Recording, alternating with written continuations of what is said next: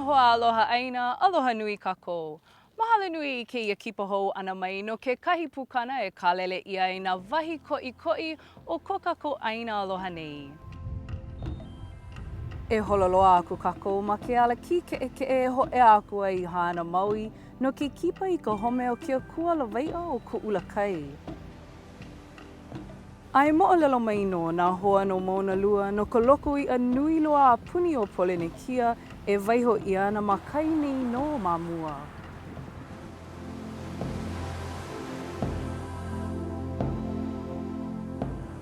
E hoʻomaka ke ia huakaʻi ma kohala ma Hawaiʻi mo kupuni, kahi hoʻi I mohala mai ai na kiʻina e malama palekana I aku ai ke aliʻi na I au puni, he moʻolelo e ahu wale mai ana no paha I loko ana inoa ʻaina o Leila. None of us knew the story. None of us knew the meaning of awi, kapa. Nobody. Ua hanau io ana kala Fred ma kohala he kaona o ka eono kaukania o ikia e kanaka e waiho I ana ma ke kanalima o ikia e mile mai ke kaona nui o kailua kona aku. So today is truly a day for kohala. O iei he wahi uku no paha o kohala ke nana I a ma ka palapala aina, he wahi nui o ke koʻikoʻi ke ia kaona liʻiliʻi ma ka moʻau kala o Hawaiʻi nei a puni ma muli o ke ia moʻolelo. I think it makes Kohala very unique. The entire district giving place names to commemorate one of the most significant events as far as they are concerned, the birth of the greatest warrior Hawaii has ever known, a Kohala boy.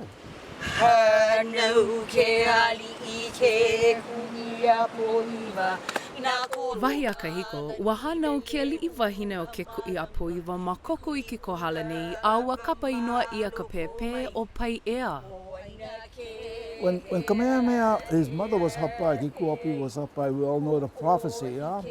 She wanted to eat the eyeballs of a tiger shark. If you kill the shark, you're killing the ali'i of the kekai, right?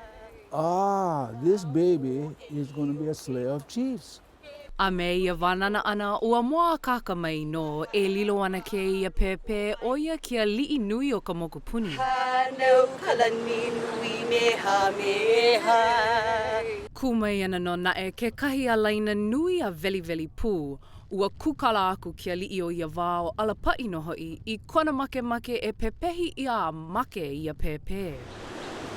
Maloko o ke kuia hoʻi o ka mano nui, ka pulana ke ai. Ano Leila, ua hoʻokole ana aku o ke kuʻi a poiwa I ke kahi a liʻi o Leila o nai ole no hoʻi, o ia ke kahu mālama o ke ia pēpē. And he devises a plan to take Kamehameha from where he's born at Kapaka and Kokoiki to Avini, the distance of about 15 miles. A wahi a ke kahi mau kānaka, hoʻomanao ia ke ia moʻolelo ma ke kapa inoa ia o ke kahi mau ʻaina ma kohala. A ua loa ko ana kala Fred mau manao no ke ia a ua hoʻolauna mai o ia I ke kahi mau manao me ka hoʻomaka ma Hawi. That was about the third or fourth place that he stopped and something went wrong. The wet nurse wasn't there. He was starving. Famine, hunger. Is the breath of hunger. Ua hoʻomau a hiki aku I kapaʻau, kahi e waihu ia nei ke ia kiʻi hoʻomanao mua loa o Kamehameha. All the gulches, all the ravines were flooded. Kamehameha was born in the Ikua season.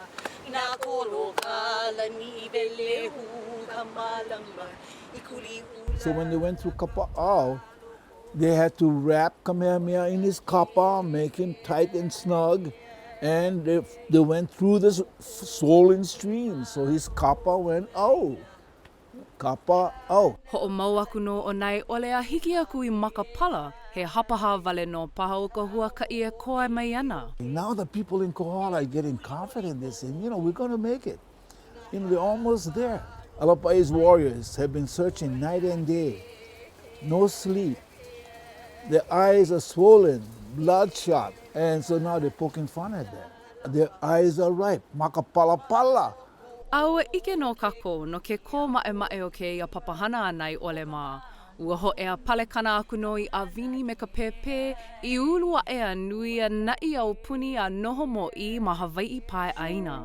It makes me very proud. The people of Kohala themselves were so proud of what they did that they commemorated that, made sure they wouldn't forget by giving these names. E ulu I ka pai aina o Hawaii. Ke hele nei he kanalima makahiki o ko ana kala nui I ana I keia mau moʻolelo a moʻaukala, he mea pilikino maoli no keia I mea hoʻonui ike no kona aina aloha o Kohala. When I began to realize what a rich historical legacy this district has, and how close we came to losing it. And I hope it'll never be forgotten. O ka mano nui, ka pulana ke ai. No ke aliʻi nui o ka mehameha pai ea o Kohala, he aina koʻikoʻi loa no ia. E mau ka moʻolelo ke hoʻi mai.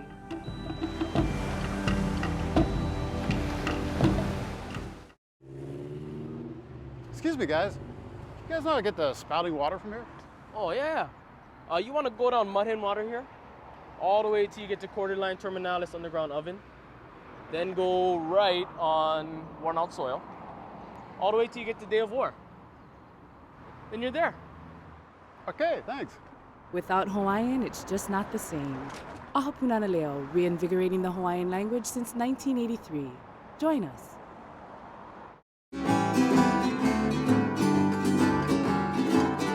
Aloha mai e nā mamua haloa mai ke kahi au ai ke kahi au ako keia pai aina. Eia mako nā hoa o ka leo oiwi. E launa mai noi keia haʻule lau ma Oiwi TV nei. What did she just say? Stick around, you'll find out. Baile. Ka leo Oiwi, a new Hawaiian language learning series now on Oiwi TV, digital channel 326 and online at oiwi.tv.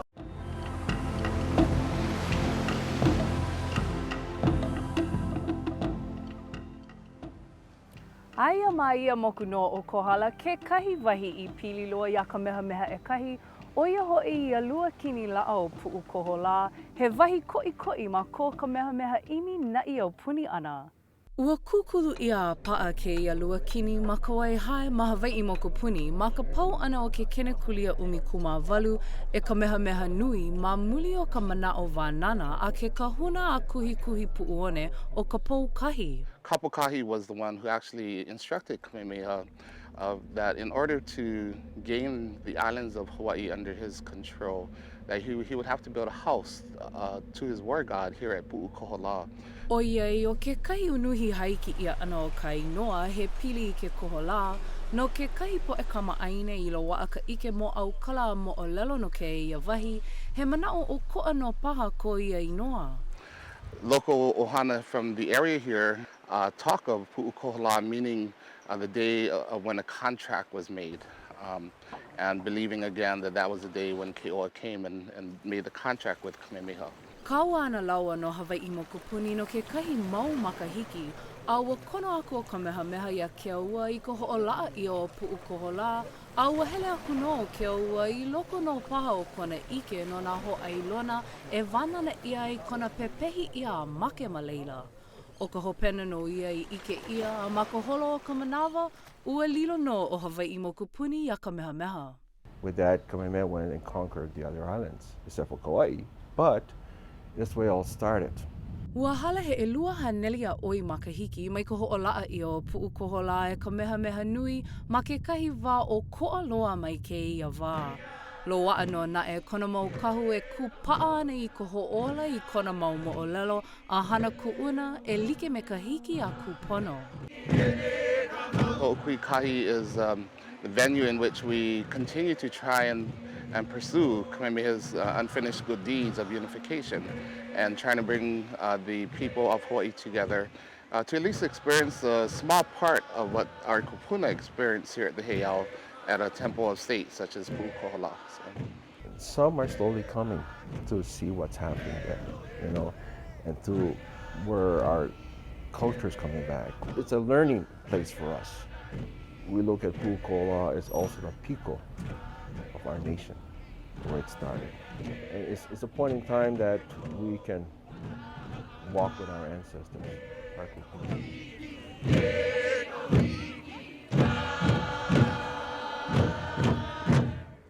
ke kukulu nui ia o ka ʻāina, keu aku ia mau hokele nui I pili kai ma ka hapa hope o ke kenekulia iwakālua, he mau ki ina ia I pā ino ai ke kahi o ko Hawaiʻi mau wahi koʻikoʻi a laʻa no hoʻi. E kumai ana no naʻe nā haku ʻāina aloha I ke kuʻuna me ka ʻimi I ka hoʻoponopono aku. ʻāhaʻi ana I ke hula o moʻoleu I ka ulu kana hele hihiu. Today as Hawaiians, we're going back to our ancestral past. We're finding many things that were lost and now are being told. Ua imi aku nei nā kula o ka mehameha, ka haku ʻāina nui o ka haluʻua me ke au hou, I ka hoʻopaʻa hou I ʻelua hei au ma kahi o ko lākou hokele o Outrigger ke au hou Beach Resort.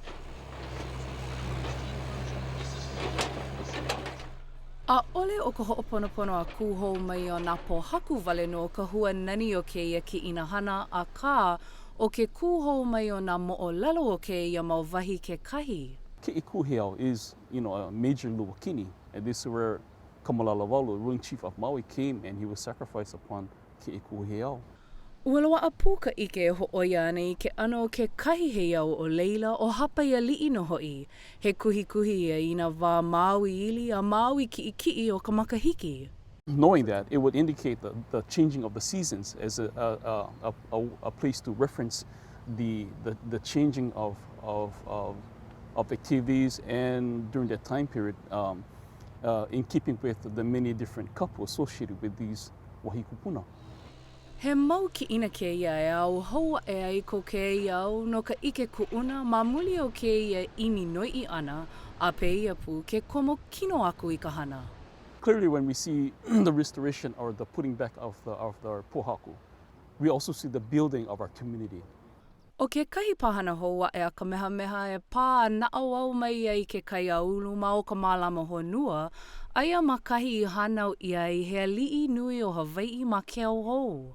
This is the place where the aliʻi chiefess Keʻopuʻolani had her pains at the time of the birthing of Kauikeʻoli. O kau I ke uli I hanei ia no ma ke au hou Hawaiʻi nei, ke kolu ana ka mehameha I noho mo I ai ma luna o ke au puni o Hawaiʻi ma nā makahiki mua o ke kenekulia ʻumikumaewa. If we look at the name Keoho, meaning the new time, or the new current, or new watch, that current could also mean the new watch of Kauikeʻoli, where he took our country from a complete absolute sovereignty to more of a constitutional form of government. Lana ko mahea lani manaʻo I ka ulu mai o ka ike I ka waiwai o ka wā I hala, ke pili mai ko ke kaia ulu I keia honua koʻikoʻi. If we can help them with a vehicle to make them connect to their own cultural heritage, that's the key right there. And then for us, it's success, leaps and bounds.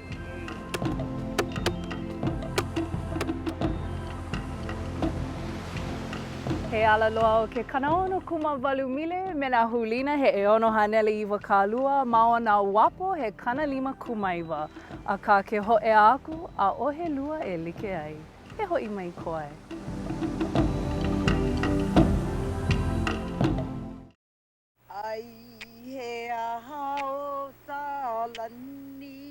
He kuʻuna ka hula e ola ana ma nā hanauna hou. E ola no ea, e ola! A hanauna hou aku. O ka punana leo, he honua hoʻoulu ʻōlelo a ʻike kuʻuna Hawaiʻi. E komo like mai no.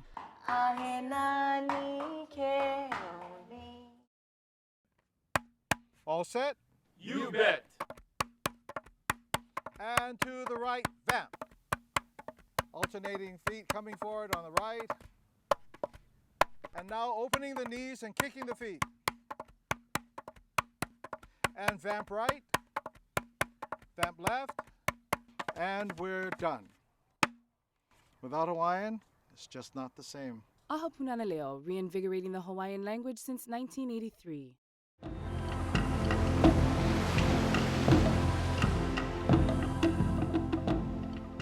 He kaʻawale loa aku no ʻohana mai nā kauna kiko waina nui o Maui e laʻa me ka hului mā e o koʻai ka ʻoluʻolu o ka nohona Eia naʻe no ka nui o ko leila he keu pono lua ole no hoʻi ia.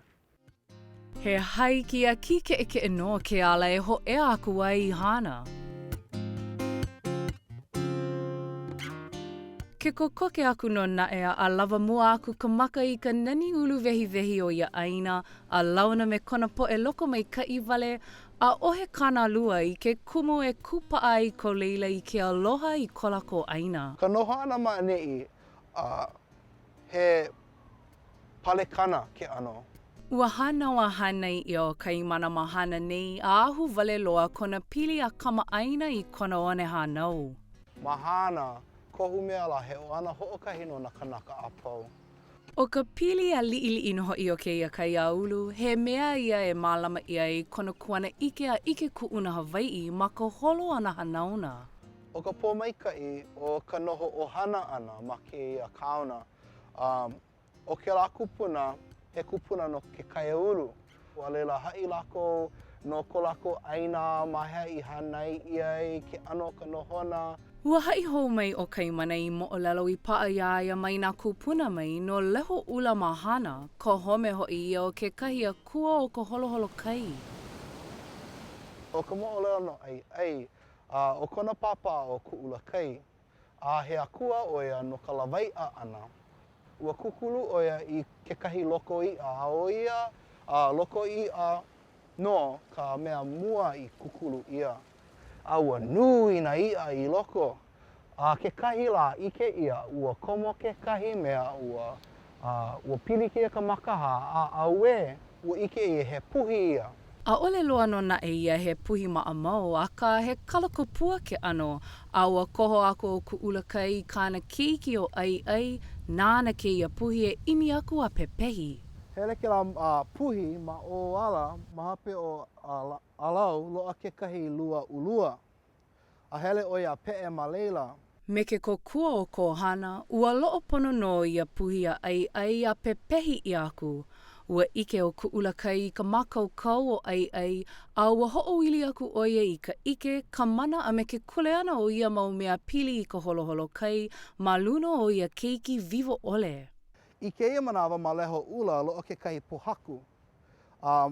ʻŌlelo ka poʻe o ia ka iwi kua moʻo, ka iwi kua hoʻi o ke la puhi. He haʻawina ko keia moʻolelo kuʻuna no ka waiwai o keia mau loko iʻa I kūpono no kākou ai keia lā. Ua pili loa ke la haʻawina I ka mālama ana I ka loko iʻa. He hoihoi a kupai ana hano keia mau moʻolelo kuʻuna no ko kākou mau ʻaina aloha, a ka ike o kaimana aia ka waiwai ma o loa aku o ke lā o iai aia I loko o nā moʻolelo ka ike a naʻauao o nā kupuna. I nā kula o wahe o a aku kākou ma o ahu mo kupuni, kahi e waiho ia nei ke kahi mau kino paʻa o ka ike a hana kuʻuna o leila e hoʻolauna wehewehe ia ana e kēia Hawaiʻi puni I ka imi ike o leila. As the piko of Oahu, Kukane Loko connects and centers us as a people. He mau makahiki no o ko Anakala Tamlenchenko imi ana I ka ike kuʻuna e waiho ia ana ma keia mau eka he ʻelima ma kukani loko nei me kona mau pohaku he hoʻokahi a Nelly Kanavalu. You're going to find out that once you begin, the history is so deep, we don't have enough time to understand.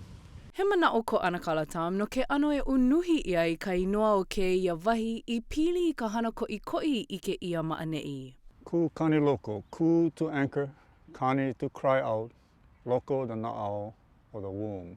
So to anchor the cry from within.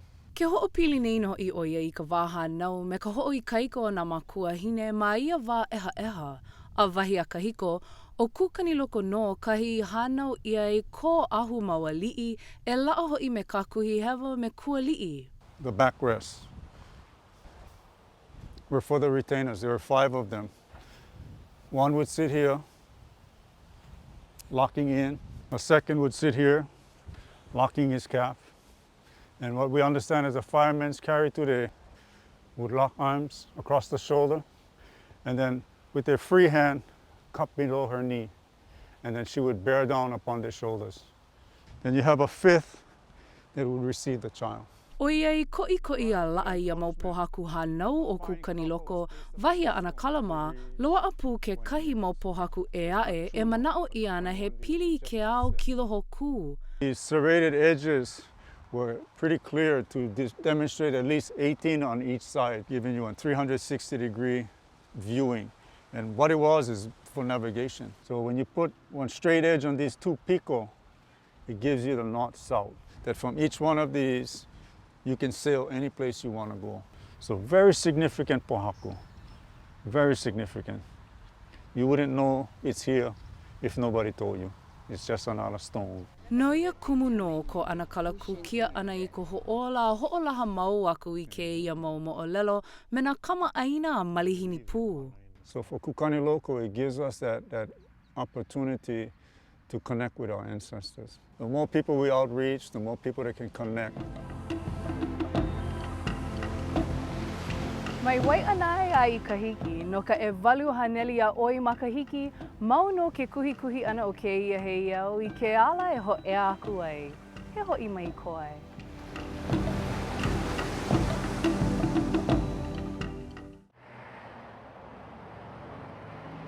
How's it? How's it? Can I get a plate of steamed quarter line fricosa bundles, chunks of bonito, extra algae, gelatinized coconut liquid, and some pounded colocasia esculenta. Order up. I need a lau plate with poke, haupia, and poi. Without Hawaiian, it's just not the same. Aha punana leo, reinvigorating the Hawaiian language since 1983.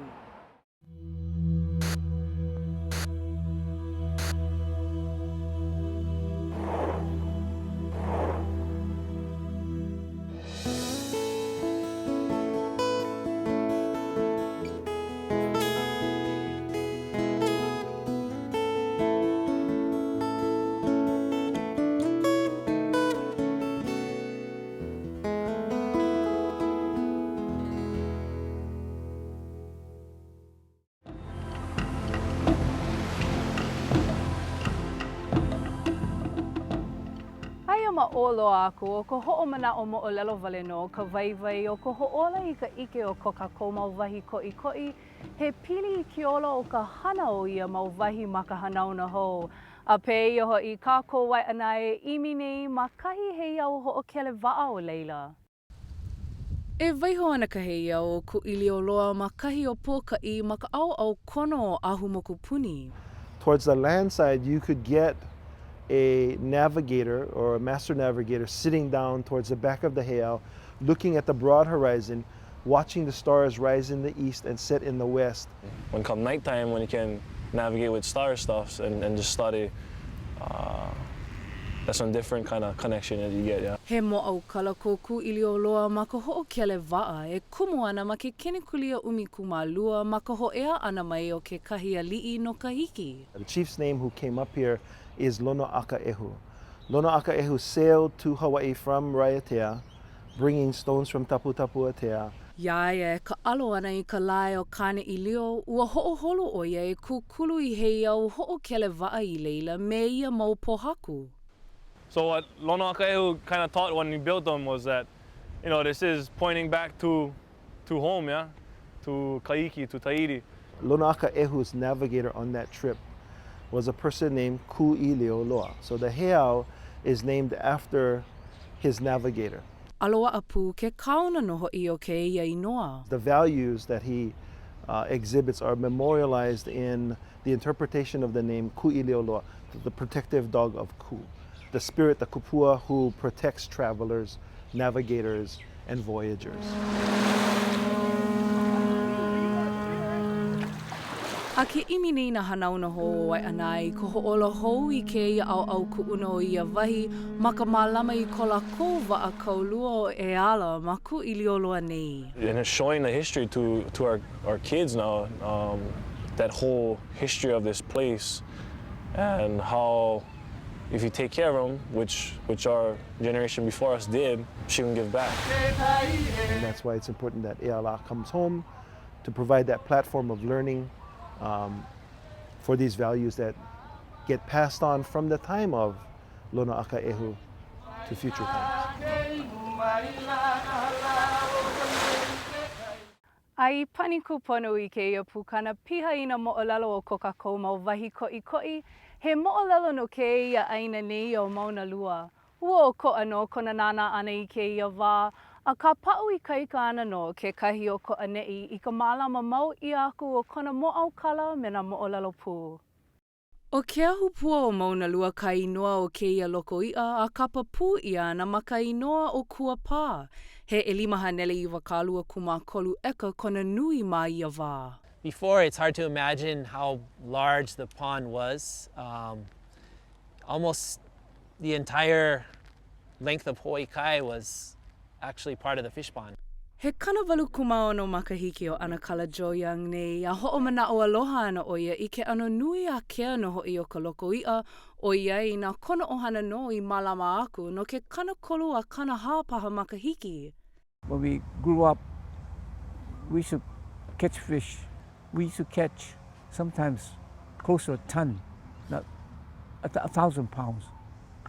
And we take them downtown. Ua loli loa no naʻe ke ano o kono hona o ia wahi o Mauna Lua ma ka hoʻea ana o Henry Kaiser I leila me kāna papahana no ke kukulu I aku o ia ʻaina ma nā kana ono. Ua kope a hoʻopihapiha ia a paʻa ia mau eka he nui o ka lokoiʻa. Ua kukulu ia na kaia home me nā hale he nui na kiko waina a awa kumoku pū a kapa inoa hou ia o Hawaii kai no hoʻi. Really had an effect not only here but all the way around the island. So that was one of the big changes is with the fish and the birds, also the reef, and as they got rid of all the wetlands and their habitat, all that disappeared. A ole loa no naʻe ia nui loli a me ka nui o nā makahiki o ke ia loli, he mea e haʻawi pio ai ke ia mau kupa o ka ʻaina. Ke kukia aku nei no I ka mālama I ke ano kuʻuna me nā kumu waiwai o Mauna Lua. We really had to step up though because there was a lot of development pressure and things like that. We don't want to lose everything, right? O ke kahi ki ina koʻikoʻi, o ia ka hoʻi hou I ka mālama a hana ma ka lokoiʻa, o iai he mea ia e pili ai I ka honua me kona ano kumu waiwai no ka hoʻolako mea ai a hoʻola kanaka. Once we start to eat from our resource, you develop a stronger connection than if it's just something that looks pretty. These sources of fresh water are special and they're, we need that to survive. E nā hoa aloha I ko ʻŌlelo Hawaiʻi, mahalo nui I keia launa hou ana mai. A mai poina, I nā he mauni nau a manaʻo paha, e lekuila mai no, ia manaʻo at Hawaiian Language Kiko TV. A hui hou aku no, aloha.